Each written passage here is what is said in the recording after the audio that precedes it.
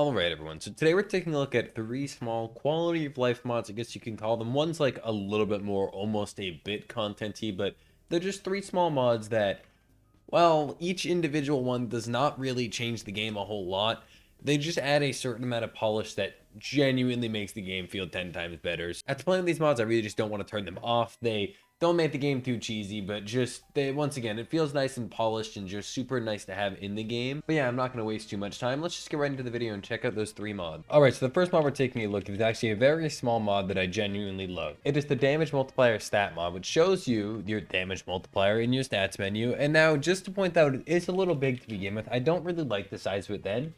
So I know that it's like absolutely minuscule, but this is the size I actually prefer it to be. It's not a number you need to stare at 24/7 for, like, most items you pick up aren't going to affect it anyway, but it is a nice stat to know nonetheless. Now the reason I like it so much is just simply knowledge. The more things you know about how items interact with each other in Isaac, the better you are. So for instance, let's pick up Steven. It says 1 damage up, and if you had no stat menu, you'd assume you get a flat 1 damage up. Well, you're already wrong, because just to begin with, you're getting 1.69. So you're like, okay, well, that's pretty cool. And you know Magic Mush is going to make that more, so let's just recreate this. So we pick up Magic Mush, and we're up to 6.12 damage, and this used to give us 1.69 here, but when we pick it up, it's actually going to give us 2.28 now. Now, obviously, that's kind of what you expect, right? I mean, that's just how numbers work.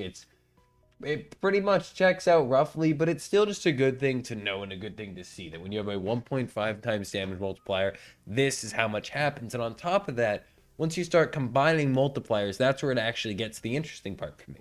Let's say you have Magic Mush, which is a 1.5 times damage multiplier, and you have a Soy Milk, which is 80% down, or a 0.2 damage multiplier, I believe it is.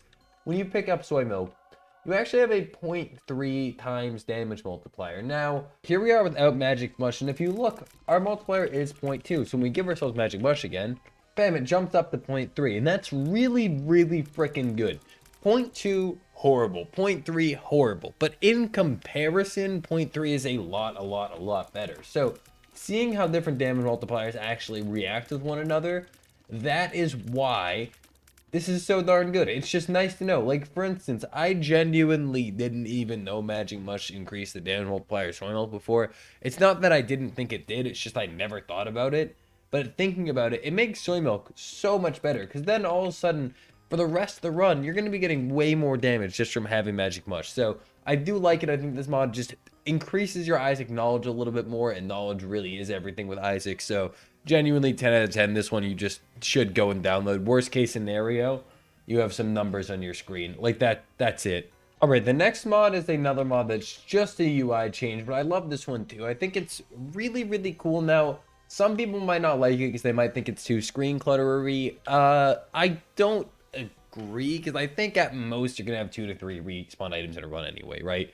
But what it does is it shows you the order, the percentage, the amount, everything you have with respawn. So if you look up there, it shows 1 up. Can you guess which one we're going to respawn with first?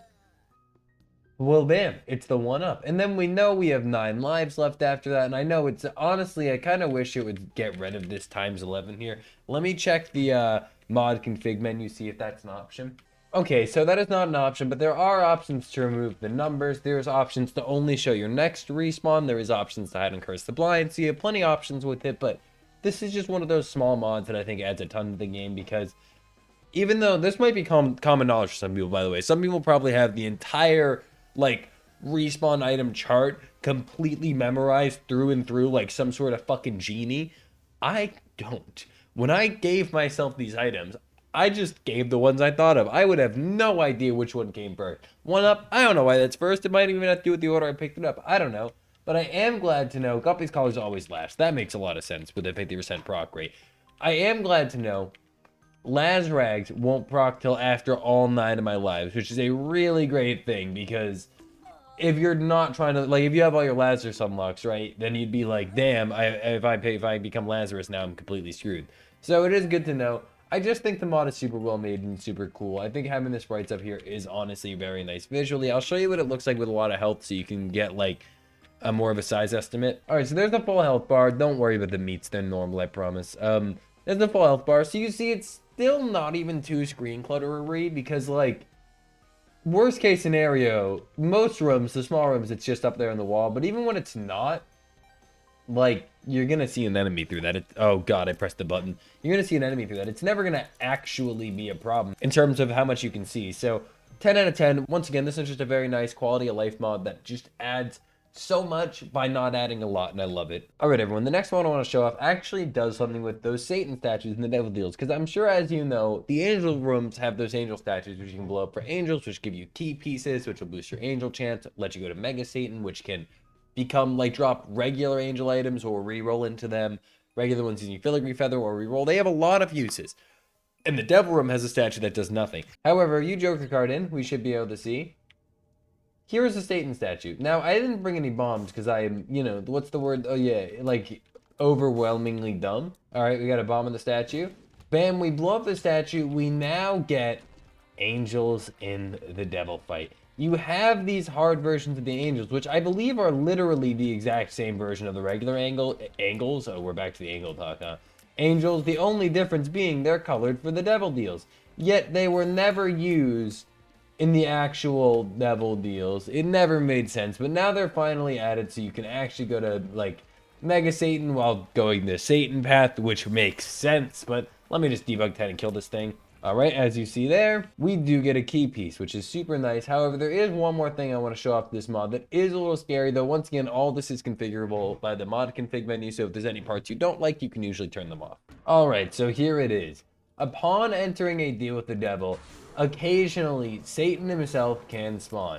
And at first this seems really, really bad, and to be honest, with my dodging skills, it kind of is. Also, listen, let me tell you what I'm getting in over here. I can't really shoot right because I have mod config. It's set up to the L button, which is one of my shoot keys. Also, I'm barely paying attention. But basically, you can fight Satan. And I know I'm throwing, but let me try just a little bit here for a second.